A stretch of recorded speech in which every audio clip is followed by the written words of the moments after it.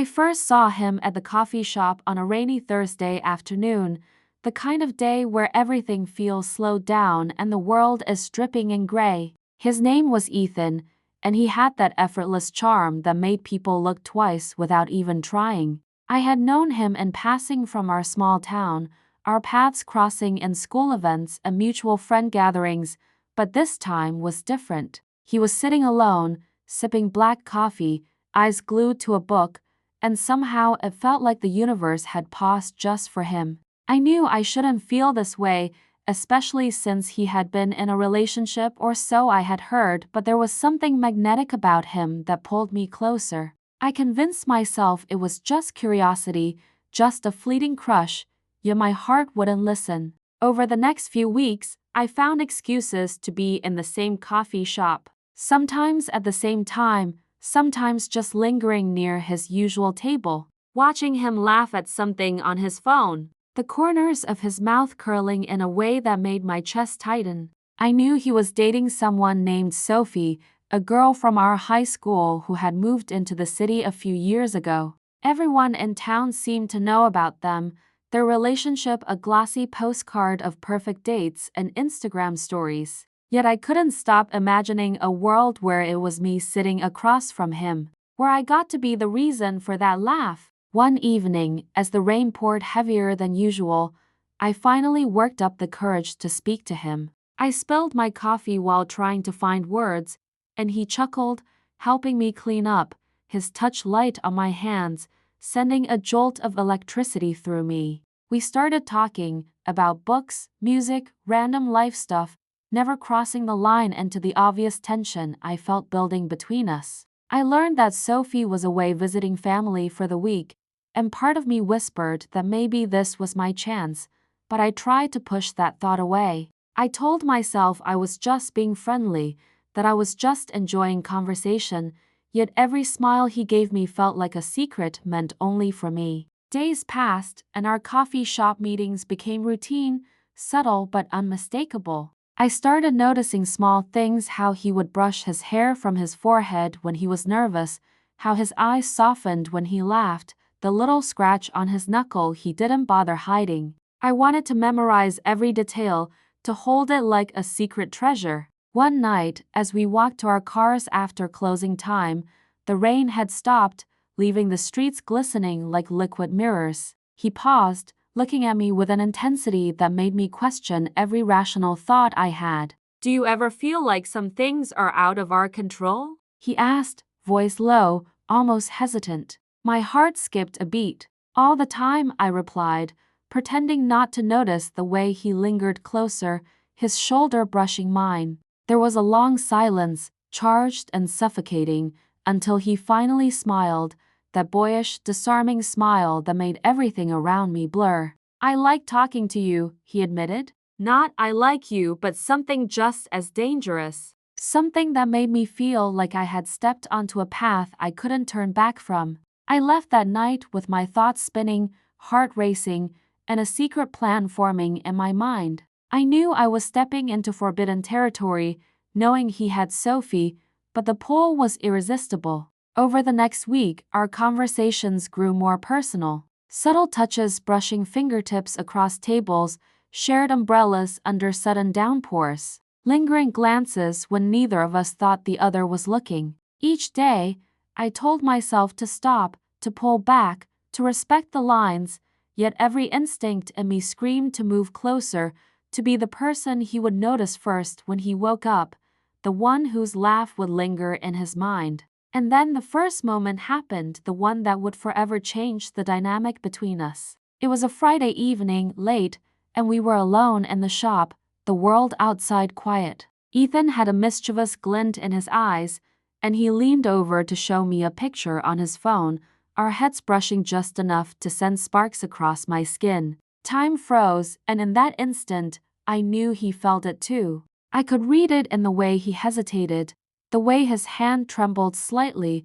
the almost imperceptible bite of his lip. And yet, just as quickly as it came, reality crashed back. He was with Sophie, and the weight of that truth pressed down on me, heavy and suffocating. I wanted to pull away, to pretend none of it mattered, but our hands were still touching, fingers grazing, and I couldn't stop the warmth from spreading through me. That night, as I walked home, soaked from the rain and my own conflicting emotions, I realized I was falling into something I had no right to, into a love I shouldn't allow myself to feel. And the more I tried to resist, the more I wanted him, the more I imagined a life where it could be me, not Sophie, and that thought both terrified and thrilled me. I had crossed a line without even realizing it, and there was no turning back now. The next week promised complications I wasn't ready for, secrets I wasn't prepared to hold, and a heart I couldn't stop from yearning. I knew he was dating her, but my love for him had already taken root, deep and unshakable. And as I lay in bed that night, replaying every smile, every brush of hands, every fleeting glance, I understood that nothing would ever be the same. The storm had begun, and I was right at the center of it, with no idea where it would end. The next morning, I woke up to a text from Ethan, short and casual, "Coffee later?" My chest tightened and I almost deleted it. Almost decided I couldn't do this, but my fingers betrayed me and typed back. Sure, I knew meeting him would be dangerous, knowing he had Sophie. Yet there was something magnetic about the way he made the world seem smaller, quieter, like it belonged only to the two of us. That afternoon, the coffee shop felt alive in a way it never had before, the usual chatter blending into the background as my eyes constantly sought his. Ethan arrived with his usual ease, the corners of his mouth lifting in that smile that made me forget logic. He waved at me, and I felt a shiver run down my spine, a mix of excitement and dread. "Hey," he said, voice warm, carrying a hint of hesitation, as though he knew where this was headed but couldn't stop himself. "Hey," I replied, sitting down and pretending casualness, though my heart raced like a drum.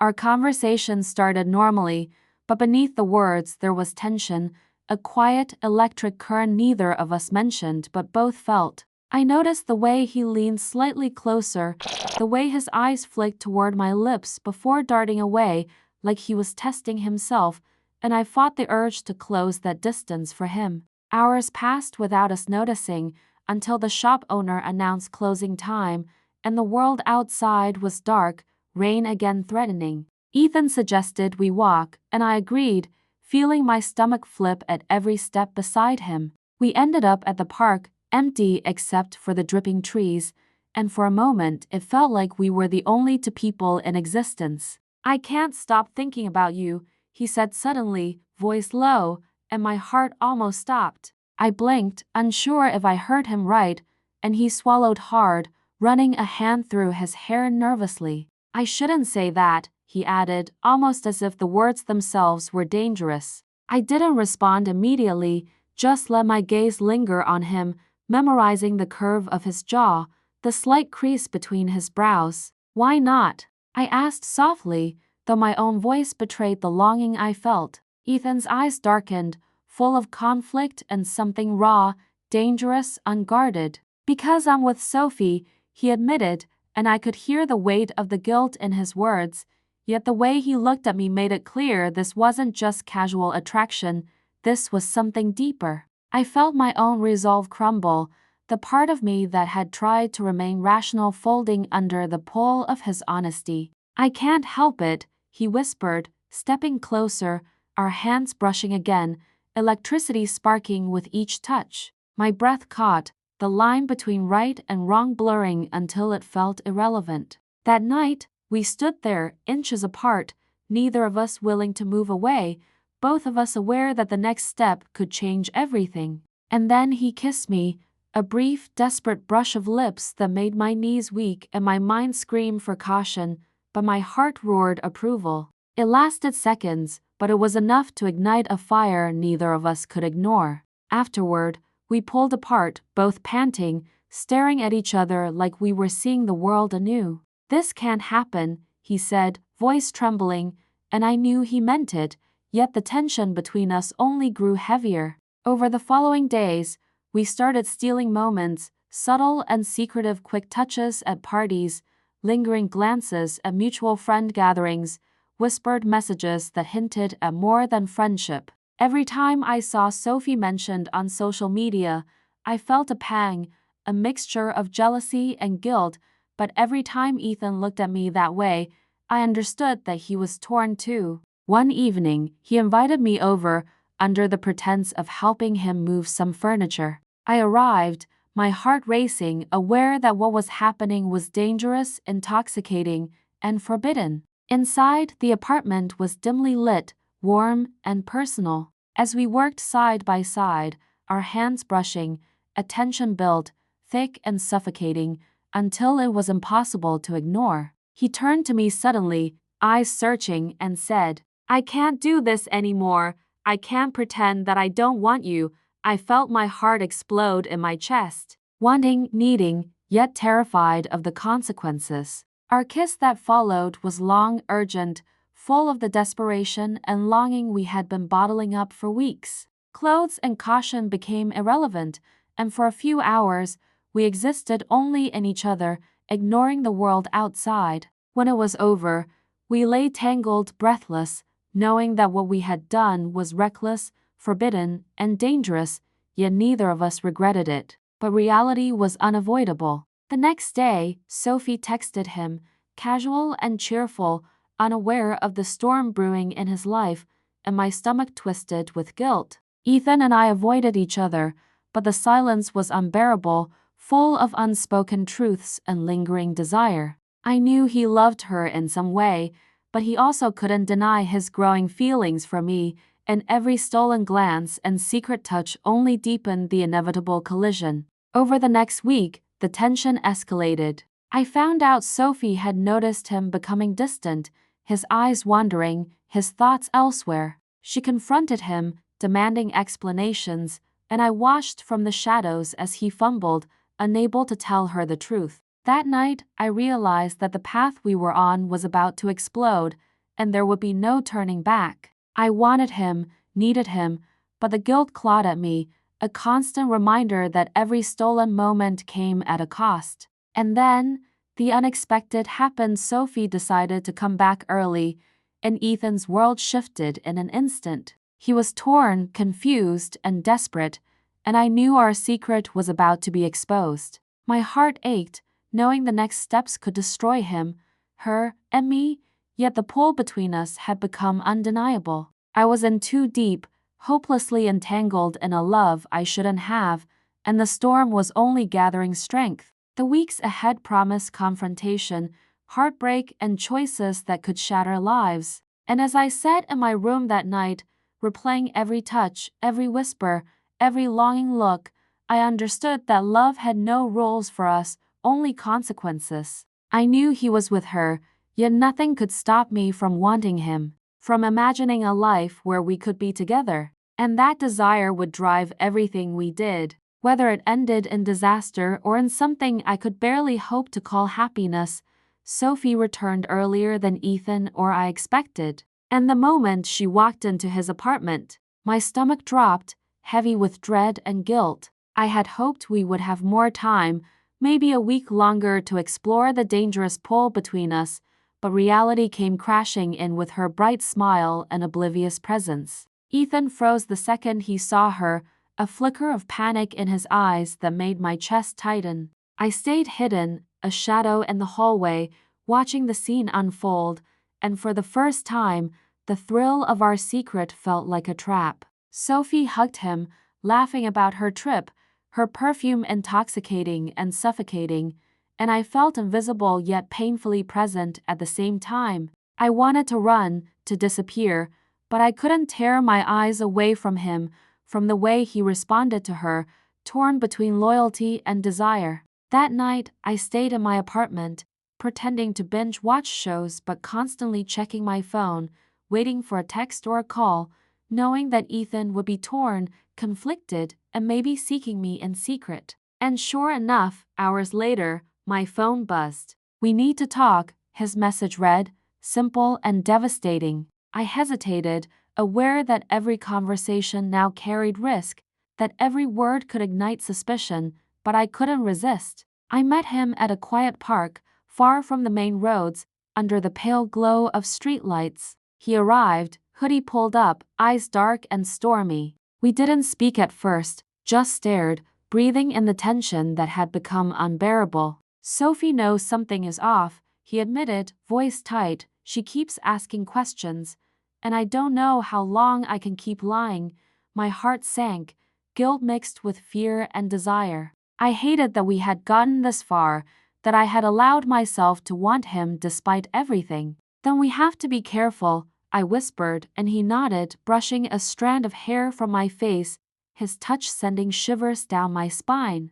Over the next few days, our secret escalated. Ethan and I became masters of deception, meeting in hidden corners of the city, texting in code, hiding our emotions behind casual words. Each meeting was charged with urgency, each glance over the shoulder a reminder that Sophie's return meant danger. I started noticing changes in him, subtle but significant. He would flinch at her voice in a text, avoid her calls when he could, linger on our messages longer than necessary. I knew the guilt was tearing him apart, yet the way he looked at me, the desperation in his eyes when we finally met in secret, made it impossible to pull back. And then the first confrontation happened. Sophie didn't catch us in person, but she saw something she shouldn't have. An old friend spotted us together, laughing too closely, standing too near. Sophie confronted Ethan that night, voice shaking, anger and hurt blending together in a way that made my stomach twist. I stayed in the shadows, invisible, but my heart ached for him, knowing the consequences of our actions were closing in. Ethan tried to deny it, tried to claim it was innocent, but the look in Sophie's eyes told him she didn't believe a word. Later that night, he texted me frantically, "We need to decide what this is. I can't do this anymore." My fingers trembled as I typed back, "I don't care. I can't stop loving you." That confession, though private, felt monumental, and I knew it would change everything. The following days were a delicate dance, each encounter riskier than the last. We stole moments wherever we could, Ethan's apartment when she was out, quiet corners of the library, even brief walks where our hands barely touched but spoke volumes. I started feeling a sense of desperation, a fear that every second might be the last. And then, unexpectedly, Sophie made a move that no one saw coming. She invited Ethan to a weekend getaway, casual but pointed, a test of loyalty. He agreed, torn between me and her, and my heart shattered knowing he was spending time with her while I waited, aching and desperate. That weekend was the hardest, filled with longing texts I couldn't respond to. Imagined scenarios that tormented me,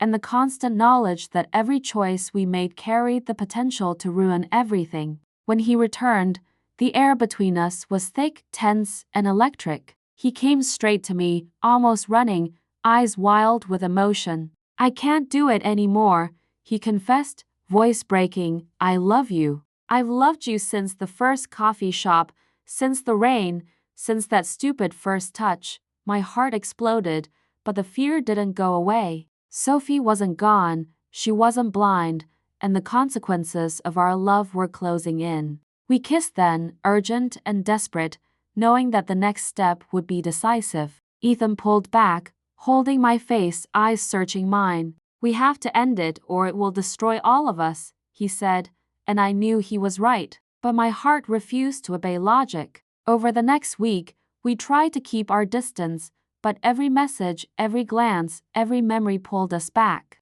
Sophie's suspicion grew. She started checking his phone, noticing small discrepancies, asking pointed questions. The tension between the three of us became unbearable, and I felt trapped in a story I had no right to be a part of. One night, I received a call from an unknown number. It was Sophie, calm but dangerous. "I know about you," she said simply, and I felt my world tilt. Ethan had no idea she had found out, and I could hear the rage and hurt in her voice even through the phone. My stomach dropped. This was no longer just our secret.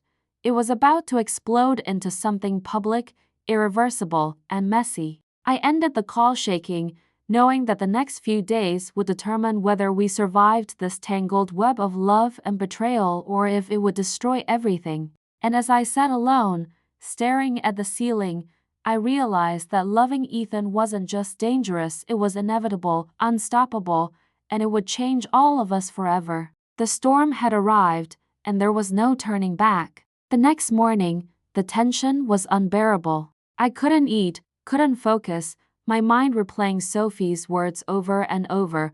I know about you, and Ethan's panic that followed when he realized she had somehow found out. I met him at our usual hidden spot, a quiet alley behind the coffee shop, heart pounding, knowing this encounter would decide everything. Ethan looked exhausted, eyes dark with guilt, hands trembling slightly as he reached for mine. "She's going to make it impossible," he said, voice low. "I don't know how long I can protect this." "Protect us without losing everything." I squeezed his hand, heart aching. "We'll figure it out, we always do," but I knew the words were fragile, a thin veneer over the storm raging beneath. That day, Sophie's escalation began. She didn't confront us directly yet, but she started posting subtle things on social media, pictures of her trips with Ethan, captions that hinted at exclusivity, at a love only they shared. Every post was a dagger to my chest, a public reminder that she was still in the picture, still claiming him, and yet every time Ethan looked at me, the longing in his eyes told me he was fighting for us in secret. One evening, Ethan texted me frantically, "Meet me now." I rushed to the park, fear and anticipation coiling in my stomach, and found him pacing, coat collar up, hood shadowing his face. "It's getting worse," he said, voice tight. "She knows more than I thought. She's watching me, tracking my movements. And I can't explain without revealing everything." My pulse spiked, adrenaline rushing. "Then we need to be smart," I whispered. "We can't be caught, we can't let her see us. Not now, not ever." That night, we devised a plan, risky and reckless. We would meet in secret, alternating locations, timing our interactions when Sophie was distracted or away. Each encounter became a thrill, tinged with fear, the danger heightening the intensity of our connection. I started noticing Ethan changing too, his eyes darker, a constant tension around his jaw, a restlessness that matched my own. One night, we were meeting in an abandoned parking garage, shadows stretching long and eerie under flickering lights. We embraced in the darkness, kisses stolen, whispers urgent, yet neither of us could forget the stakes. The sound of footsteps made us freeze, hearts hammering, until we realized it was only a homeless man passing by, but the scare reminded us how close we were to disaster. Sophie's tactics escalated further. She started showing up unexpectedly at places we knew Ethan frequented, testing boundaries, trying to catch him slipping. One afternoon, I saw her at the coffee shop, sipping her latte and scanning the room, eyes sharp, calculating. My stomach dropped as I ducked behind a column, heart racing. Ethan texted me in code, warning me to stay hidden. I obeyed, trembling, watching as Sophie's gaze swept past the tables, searching, always searching. That night, Ethan came to my apartment, face pale, hands shaking. "She's coming here tomorrow," he whispered. I tried to stall, but she's determined. "We can't let her see us together." My mind spun with possibilities, fear clashing with desire. I knew this confrontation would define everything. Either Sophie would expose us, end it all, or we would find a way to claim our secret love despite the danger. We spent hours planning, discussing what to say, where to be, how to react, but the fear lingered, a shadow over every thought. And then, the day arrived. Sophie showed up unannounced, knocking on my door, eyes sharp, suspicion radiating from her like heat. I opened the door cautiously, heart pounding, Ethan hidden behind me, silent and tense. Sophie's gaze swept over us, lingering, dangerous. "I know something is going on," she said, voice tight, "and I'm not leaving until I find out what." I swallowed, trying to maintain composure.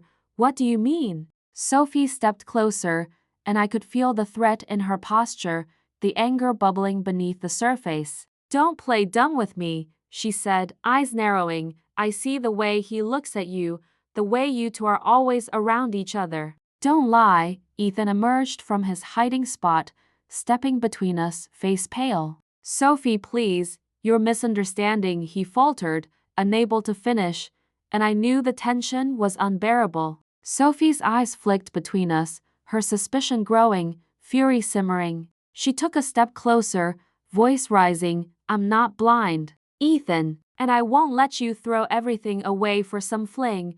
My heart pounded, terror and longing mingling, knowing the next words, the next actions, could shatter our world. I reached for Ethan, holding his hand tightly, silently promising him that I wouldn't back down, that our love, dangerous as it was worth the risk. The confrontation escalated, words exchanged, voices raised, accusations thrown like knives. I stayed close to Ethan, feeling his trembling hands, hearing his desperate explanations, knowing that Sophie's wrath could destroy us if we weren't careful. And then, in a moment that surprised us all, Sophie paused, her eyes scanning ours, a flicker of doubt in her expression. Maybe I'm wrong, she said quietly, almost reluctantly, but I'll be watching. She turned and left, leaving a silence that was both terrifying and liberating. Ethan and I stood there, hearts racing, aware that the danger wasn't gone, just postponed. We embraced, desperate and shaken, knowing that what we had done was reckless, forbidden, and thrilling, yet the risk had bonded us closer than ever. That night, we made a silent vow. No matter what Sophie did, no matter how high the stakes, we would find a way to be together, to navigate this storm, even if it meant risking everything we had. But I knew, deep down, the real test was coming. A choice that would force Ethan to decide, finally, once and for all, who he truly belonged to, and I feared the answer might not be the one my heart wanted. The days after Sophie's ominous warning were unbearable, tension hanging in the air like a thick fog, every interaction charged, every glance weighted with unspoken consequences. Ethan and I continued our secret meetings, each one more urgent, more desperate, knowing that any slip could ruin everything. I found myself constantly checking my phone, heart hammering at every message, imagining Sophie's sharp eyes watching from the shadows. One evening, Ethan arrived at my apartment, pale and jittery, hands gripping the doorframe. She's escalating, he whispered, voice low, fear threading every word. She's asking friends to follow me, to check my movements. We need a plan now. My stomach dropped, panic flaring, yet desire and loyalty pushed me forward. We can't let her control us, I said firmly. We have to act. And we have to be smart. We spent hours mapping out our interactions, calculating the times Sophie would be distracted, planning secret rendezvous that felt like stolen moments in a war zone. Every touch, every glance, carried a thrill and a terror that made my heart race. Then came the night that changed everything. Sophie showed up at Ethan's apartment while he was with me, unannounced and furious. We had no warning, no escape, only the pounding of our hearts and the realization that the moment we feared had arrived. I hid in the bedroom, Ethan trying to placate her in the living room, but it was clear she knew, her voice sharp, venomous, slicing through the tension. I trusted you, she hissed, and you've been lying. How could you do this to me? Ethan's face was pale, guilt etched into every line. Sophie, he faltered, unable to defend the truth, and I felt my heart twist, knowing the storm had broken. Sophie's fury was uncontrollable, furniture shaken, words flying like daggers, and I realized in that instant that secrecy had failed us. I stepped out of the bedroom, trembling, confronting Sophie directly, my own fear battling the desire to defend our love. Stop, I said, voice steady despite the shaking. Ethan isn't yours to control, and you need to leave. She froze, eyes wide, fury mixed with disbelief. You, she spat, you're the reason he's been lying? I nodded, heart hammering, yes, I love him. And we're done hiding it. Ethan looked at me, torn, guilt and longing fighting across his face. Sophie's expression hardened, anger replacing shock. Fine, she snapped, but don't think this is over. I won't let this slide quietly, she left, slamming the door, leaving silence thick with tension, heart still pounding, the air electric with relief and fear. Ethan pulled me into his arms, hands gripping me as though he might lose me otherwise. I can't believe you did that, he whispered, voice low, raw with emotion. I had to, I replied, my own voice trembling. We can't live in fear anymore. I won't be hidden, I won't be silenced. That night, we talked for hours, finally honest, finally open. Ethan admitted he had loved Sophie in a way that was comfortable and safe, but with me it was different. It was real, urgent, undeniable. Every stolen glance, every touch, every whispered word had shown him a love he couldn't ignore, a fire that couldn't be contained. I shared my feelings too, every pang of longing, every moment of fear, every second I had imagined a life with him that was mine and mine alone. In the end, we made a choice to be together openly, to face whatever consequences might come, to risk everything for love that burned too brightly to deny. The days that followed were tense but liberating. Sophie attempted to contact Ethan, tried subtle manipulations, but we stood firm, our connection strengthened by the trials, our trust and love deepened by the storm we had survived. Friends noticed a change, a boldness in us, a refusal to hide, and slowly the weight of secrecy lifted. We weren't reckless anymore. We were deliberate, aware, and unapologetic. The days after Sophie's ominous warning were unbearable, tension hanging in the air like a thick fog, every interaction charged, every glance weighted with unspoken consequences. Ethan and I continued our secret meetings, each one more urgent, more desperate, knowing that any slip could ruin everything. I found myself constantly checking my phone, heart hammering at every message, imagining Sophie's sharp eyes watching from the shadows. One evening, Ethan arrived at my apartment, pale and jittery, hands gripping the doorframe. She's escalating, he whispered, voice low, fear threading every word. She's asking friends to follow me, to check my movements. We need a plan now. My stomach dropped, panic flaring,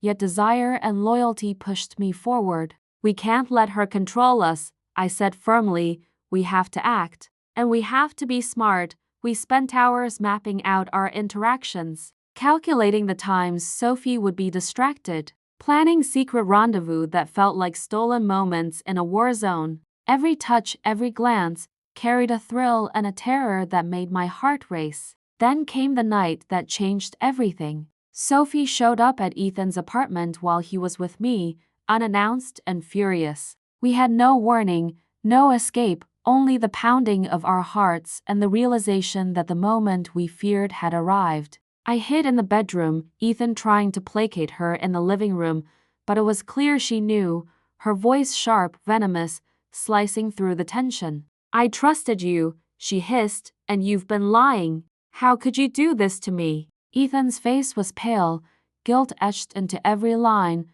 Sophie, he faltered, unable to defend the truth, and I felt my heart twist, knowing the storm had broken. Sophie's fury was uncontrollable, furniture shaken, words flying like daggers, and I realized in that instant that secrecy had failed us. I stepped out of the bedroom, trembling, confronting Sophie directly, my own fear battling the desire to defend our love. Stop, I said, voice steady despite the shaking. Ethan isn't yours to control, and you need to leave. She froze, eyes wide, fury mixed with disbelief. You, she spat, you're the reason he's been lying? I nodded, heart hammering, yes, I love him. And we're done hiding it. Ethan looked at me, torn, guilt and longing fighting across his face. Sophie's expression hardened, anger replacing shock. Fine, she snapped, but don't think this is over. I won't let this slide quietly. She left, slamming the door, leaving silence thick with tension, heart still pounding, the air electric with relief and fear. Ethan pulled me into his arms, hands gripping me as though he might lose me otherwise. I can't believe you did that, he whispered, voice low, raw with emotion. I had to, I replied, my own voice trembling, we can't live in fear anymore. I won't be hidden, I won't be silenced. That night, we talked for hours, finally honest, finally open. Ethan admitted he had loved Sophie in a way that was comfortable and safe, but with me it was different. It was real, urgent, undeniable. Every stolen glance, every touch, every whispered word had shown him a love he couldn't ignore, a fire that couldn't be contained. I shared my feelings too, every pang of longing, every moment of fear, every second I had imagined a life with him that was mine and mine alone. In the end, we made a choice to be together openly, to face whatever consequences might come, to risk everything for love that burned too brightly to deny. The days that followed were tense but liberating. Sophie attempted to contact Ethan, tried subtle manipulations, but we stood firm, our connection strengthened by the trials, our trust and love deepened by the storm we had survived. Friends noticed a change, a boldness in us, a refusal to hide, and slowly the weight of secrecy lifted. We weren't reckless anymore. We were deliberate, aware, and unapologetic. Months later, looking back on that chaotic summer, I realized how much we had risked, how fragile our world had been, and yet how strong our love had grown in the crucible of danger. Ethan and I had crossed lines, faced consequences, and confronted fears, and in doing so, discovered a bond unbreakable, a love that refused to be hidden. Sophie eventually moved away, the tension dissipating, leaving us to navigate life together without shadows lurking over every kiss. I knew loving him had been impossible, dangerous, and reckless, yet it had been inevitable, unstoppable, and it had transformed both of us in ways we never imagined. And as Ethan held my hand, fingers intertwined, I understood that some loves are worth breaking rules for, worth risking everything for, and worth every sleepless night and every pang of guilt. I knew he was dating her, yet nothing could stop me from loving him. And in the end, that love had survived, blazing bright, unbroken, unstoppable, proof that some hearts refuse to be tamed, some connections defy logic, and some bonds, no matter how complicated, are destined to endure.